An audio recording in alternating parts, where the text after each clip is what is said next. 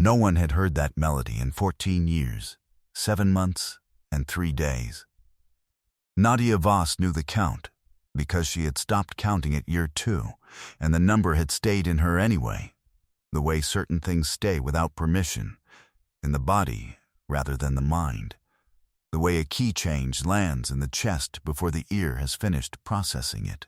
She was walking through the atrium of the Meridian Hotel on a Thursday morning when the piano started, and she stopped walking, and the coffee in her hand went cold, and the man at the bench had his back to her and did not know she was there, and his daughter was asleep on a duffel bag beside the piano with her coat pulled over her shoulders, and the melody coming from his hands was the one that had not existed anywhere in the world except inside a notebook that had burned in a house fire 14 years, 7 months, and 3 days ago. Thomas Hale was 42 and had been sleeping in the Meridian service corridor for 11 days, which the night manager allowed because Thomas had fixed the hotel's boiler in October with $40 in parts and 2 hours of work that the contracted maintenance company had quoted at $3,400 and a 3-day wait. He was not a maintenance worker. He had been, in sequence, a composer, a session musician, a music teacher, and then a father, and the last of these had reorganized everything else into a set of facts that were very simple and very heavy. His daughter P was 6.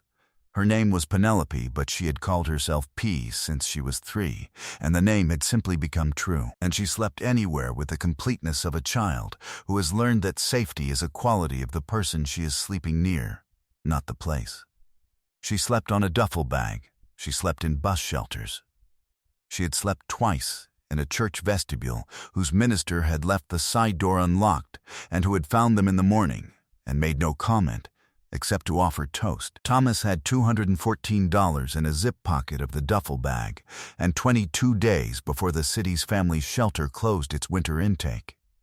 22 days to accumulate the $1,900 deposit required by the only landlord who had agreed to consider his application, which was $1,686 further than what he had.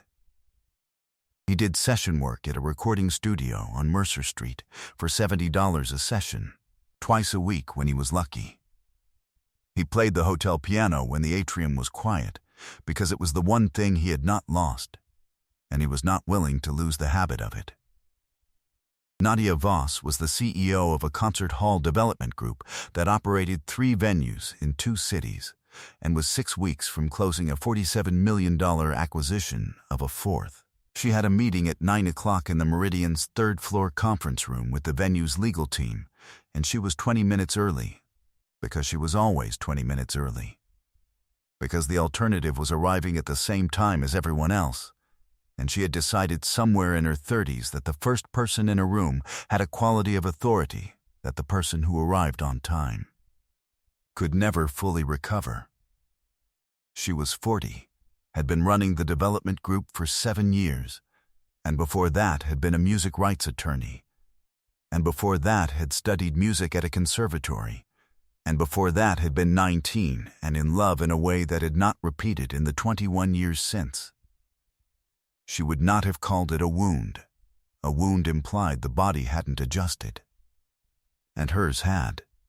She carried it the way people carry old injuries, compensated for, invisible in most weather, present when the pressure changed. The melody reached her across the atrium at 8:41 a.m. on a Thursday in November. She stopped walking. The coffee went cold. The piece had no title. It had existed only as 32 bars in a notebook that a boy named Eli had played for her once, in a practice room at the conservatory. On a Tuesday in March of a year, she did not let herself count forward from.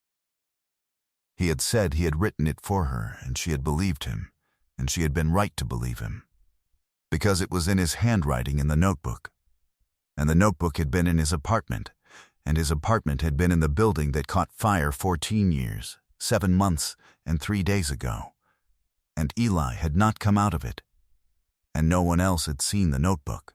And the melody existed nowhere in the world except in Nadia's memory, and now, incomprehensibly, in the hands of a man she had never seen before, playing it note for note in the atrium of the Meridian Hotel at 8:41 in the morning. She did not move. She stood at the edge of the atrium and listened to the complete 32 bars, and when they ended, she said, from across the room, "Where did you learn that?" Thomas turned on the bench. He saw a woman in a charcoal coat with a coffee cup that had gone cold, and an expression that he could not categorize, which was not accusation and not recognition and not grief, but something that contained all three. He said, "I wrote it." She said, "You didn't." He looked at her for a moment. He said, 11 years ago. "I called it nothing. I never showed it to anyone." He paused. "I'm sorry. Have we met?" She walked toward the piano. She was very controlled about the walking, the pace of it, the angle, the way she was controlled about everything when something had gone wrong, and she was managing the thing going wrong, and the appearance of managing it simultaneously. She stopped 2 feet from the bench. She said, "Play the bridge again." He looked at her. Then he played the bridge. 16 bars, the same 16 bars, the modulation in the 9th bar that had no theoretical justification, except that it sounded like the feeling it was supposed to sound like, which was the feeling of something returning that you had stopped waiting for. She said, "The 9th bar. The modulation." He said, "I know. It shouldn't work." She said, "It does." He said, "I know." She said, "I heard this piece once, 14 years ago." She set the coffee cup on the edge of the piano, not looking at it. "The person who played it for me wrote it in a notebook. The notebook was his. He showed it to me once." She looked at Thomas. His name was Eli Hale. Thomas went still. The stillness was not dramatic. It was the stillness of a body processing information that is arriving faster than the categories for it. He said, very quietly, "He was my older brother." The atrium was very quiet. P slept on the duffel bag. The hotel moved around them at its own pace. "Indifferent," Thomas said. "He played it for you." He said it as a statement, not a question, because the information was arriving and he was putting it in order. She said, "Once in a practice room. He said he had written it for me."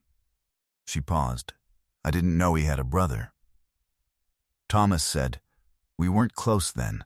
We were estranged for most of his 20s. He looked at the piano keys. He sent me the notebook 2 weeks before the fire. I don't know why. I didn't open it for a year." He was quiet for a moment. "I found the piece. Learned it. Never played it for anyone." He looked up. Until now, apparently, Nadia stood at the edge of the piano and did not say anything. Her hand had moved to the fallboard, not closing it, just resting there, the way hands move toward surfaces when the body needs to confirm that something solid exists.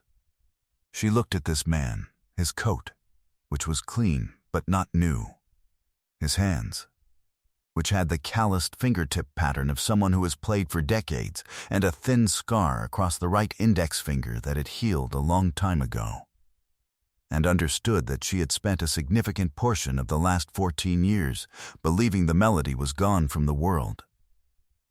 And it had been here, in this man's hands, and he had been sleeping in a service corridor 11 days. She said, "Where are you staying?" He said, "Here, temporarily," she said, "in the hotel."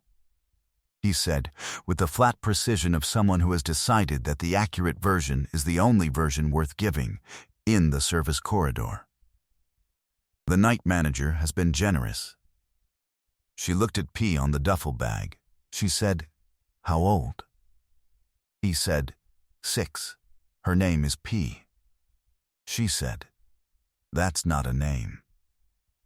He said, "She decided it was." He looked at his daughter. "I've learned not to argue with her about categories."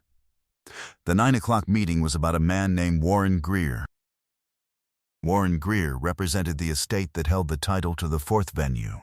The Lennon, a historic concert hall, closed for 3 years pending an estate dispute, and had been for 6 weeks since Nadia's offer was accepted in principle, the single obstacle between her and the close. He had filed 2 procedural delays, cited an obscure covenant in the original deed that he claimed gave the estate discretion over the hall's future use, and in the meeting that morning he arrived already composing his first sentence, the way he always arrived, as though the room had started without him, and he was correcting its trajectory. He wore a signet ring on his right hand that he turned with his thumb, 1 full rotation, before he made any point he considered decisive. He had been turning it since he sat down. He said, "The covenant language is unambiguous. The Lennon was built as a performance space for working musicians, not a commercial development asset. My client's estate has standing to reject any acquisition that would alter its fundamental character." He turned the ring. "I've filed the supporting brief with the court this morning." Nadia set a folder on the table. She said, "The covenant language specifies that the hall must remain accessible to working musicians. It does not specify non-commercial operation." She opened the folder. "The acquisition agreement includes a residency program for emerging and independent composers, 10 funded residencies per year, studio access, performance opportunities." The program was drafted by a music rights attorney whose work the estate's own counsel has cited in 2 previous filings. She looked at Warren. "That attorney is me, from my previous practice. The covenant is satisfied, not violated." She closed the folder. "The brief you filed this morning argues a position the existing case law does not support. If you'd like, I'll walk you through the 3 precedents that dismantle it. Or you can withdraw the filing before close of business, and we can proceed to the close date we've already agreed on." Warren Greer's thumb stopped turning the ring. He looked at the folder. He looked at his own attorney, who was looking at the table. He looked back at Nadia, and the look on his face was the look of a man who had come into a room expecting to be the most prepared person in it, and he was not. And the recognition of this was physical, in the stillness of the thumb, in the way his shoulders settled a half-inch lower than they had been when he walked in. He said, "I'll need to review the precedents." She said, "I'll have them sent to your office within the hour." She stood. "Withdraw the filing by 4. We close on schedule." He did not threaten on his way out. He did not compose a parting remark. He gathered his papers in a specific, careful sequence, the way someone moves who is trying not to let the movement be read, and he left, and the ring did not turn again. Nadia walked back through the atrium at 10:15. The piano bench was empty. Thomas was on the floor beside it, his back against the piano leg, with P in his lap, awake now, reading a picture book about a rabbit who kept making plans that went wrong and did not seem to mind. She looked up when Nadia came through the atrium and said, "Your coat has 2 different buttons. The 3rd one is different from all the others." She said it as pure information, the way she said most things, without any implication that this was unusual or required comment. Nadia looked down at her coat. The 3rd button was indeed slightly different, a replacement, from a spare that hadn't matched perfectly, that she had never thought to fix. She said, "You're right," P said. "Dad says the things that don't match are usually the most interesting part." She went back to her rabbit. Thomas said, quietly, so P would not hear, "She's not wrong about most things." Nadia looked at them, the man against the piano leg, the girl in his lap, the picture book, the duffel bag, the 22 days that he had not mentioned since the atrium conversation, and which she had not forgotten, and she said, "I have a residency program I'm building into a new acquisition. It needs a director of composer development. The position includes housing." She said it without charity in her voice, and without performance, The way she said things that were simply facts arranged in useful order. The person I need understands the work from the inside. She looked at the piano. The salary is $64,000 a year. The apartment is in the building adjacent to the hall. It's available in 3 weeks. Thomas was quiet for a moment. He said, "I'm not looking for a favor." She said, "I'm not offering one." She picked up her coffee cup from the edge of the piano, where she had left it. "I'm offering a job. You can decline it." He said, "Why me?" She said, "Because Eli wrote that piece for me and you learned it and kept it for 11 years without knowing what it meant. And the program needs someone who understands that music is worth keeping even when no one is watching." She looked at him steadily. "And because I heard you play, and I know what I'm looking at." He looked at P. She had reached a page where the rabbit's plan had gone particularly wrong, and she was examining the illustration with great seriousness, the way she examined everything that required understanding. She said without looking up, "Dad, say yes." He said, "You weren't listening." She said, "I was reading. It's different." She turned the page. "Say yes." 6 months later, the Lennon reopened on a Saturday in May, and the first sound from its stage was not a formal performance, but a sound check. A composer in the first residency cohort, testing the acoustic response of the hall at 10 in the morning, with a piece he had been writing for 3 years. P was in the 3rd row with her picture book and a small notebook she had started keeping for things that didn't fit the book's existing categories, and when the music filled the hall she looked up from the rabbit and went very still. The way she went still when something was worth the full attention. And then she wrote something in the notebook, without explaining what. Thomas stood at the back of the hall and listened, and his face carried less weight than it had 11 weeks before, which Nadia noticed from the doorway where she was standing, and which she did not say anything about, because some observations belonged to the person making them. The 3rd button on her coat was still slightly different from the others. She had not fixed it. A name is the thing a child gives when she has decided something has earned one. P decided in September, and she told them both at breakfast on a Tuesday, and neither of them asked her to reconsider, because she was not wrong about categories. The music that belongs to no one finds the person it was always meant for, not through intention, but through the long, unhurried patience of the world. If you heard a melody that had lived only inside your grief for 14 years, and it was coming from the hands of a stranger, would you walk toward it or away from it? Tell us in the comments, because there is no easy answer, and the one you give says something true about you. Share this with someone who still has a song they haven't been able to let go of. Subscribe. We are here every week. We read every one.